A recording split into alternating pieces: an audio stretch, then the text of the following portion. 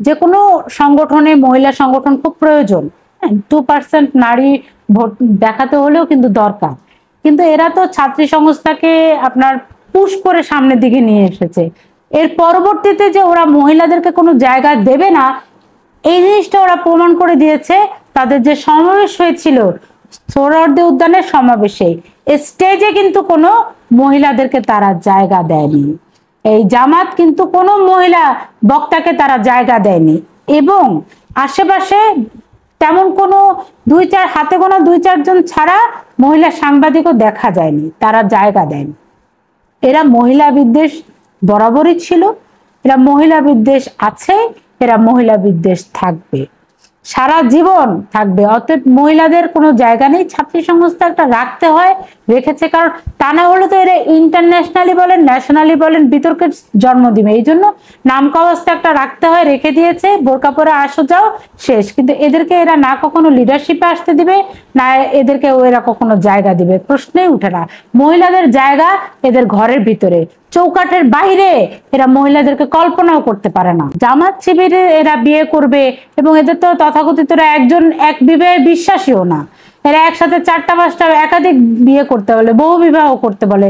শুধু তাই না, বিভিন্ন ভাবে তো এদেরকে মহিলাদের ঘরেও পাওয়া যায়। তাহলে হলো না, চারিত্রিক পদস্খলন হয়ে গেলে কিন্তু মানুষ আর মানুষ থাকে না। যেখানে আমার সৃষ্টিকর্তা নিজে বলেছেন যে তুমি লজ্জার স্থানকে হেফাজত করো, সেখানে তো এরা নিজেদের চোখকে হেফাজত করতে পারে না। লজ্জার স্থান তো অনেক পরের জিনিস।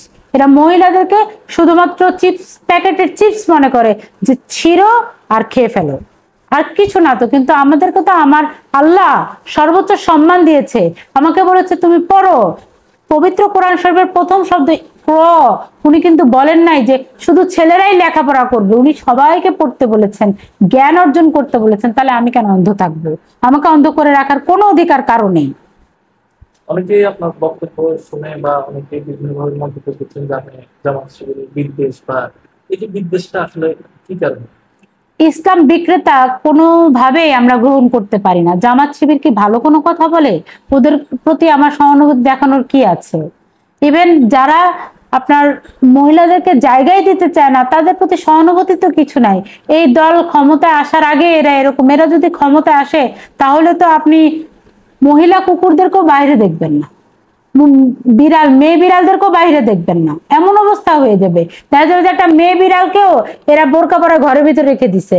যেভাবে একটা সময় প্রত্যেকটা মানুষের নামের আগে মোহাম্মদ লাগাতে এরা বাধ্য করেছিল, আপনি জানেন কিনা? অনেক বছর আগে বলেছিল যে মুসলমান হলে তার নামের আগে মোহাম্মদ আসতে হবে। তখন একটা কার্টুন এঁকেছিল যে বিড়ালের নাম মোহাম্মদ বিড়াল। এটা নিয়েও কিন্তু অনেক বিতর্কের জন্ম হয়েছিল। ঠিক সেরকম হবে জামাত শিবির যদি কোনো একভাবে এরা ক্ষমতার একটু অংশ পায়, হ্যাঁ, এরা বিড়াল যেরকম মোহাম্মদ বিড়াল হয়ে গিয়েছিল, এরকম মেয়ে বিড়ালদেরকেও এরা বোরকা পরিয়ে ঘরের ভিতরে বসিয়ে রাখবে। কারণ এরা তো নিজেদেরকে বিশ্বাস করে না, এরা মহিলাদেরকে মহিলা মনে করে, মহিলাদেরকে তো এরা মানুষ ভাবতে পারে না। আমি জামাত বিদ্বেষী তা নই, তা না, আমি এদের কর্মকাণ্ডের বিদ্বেষী। কারণ এরা তো আমাদের মনে এদের কাজের মাধ্যমে বিদ্বেষ তৈরি করে দিয়েছে, কিছু তো করার নাই। এরা দেশের শত্রু, এরা ধর্মের শত্রু, এরা জাতির শত্রু।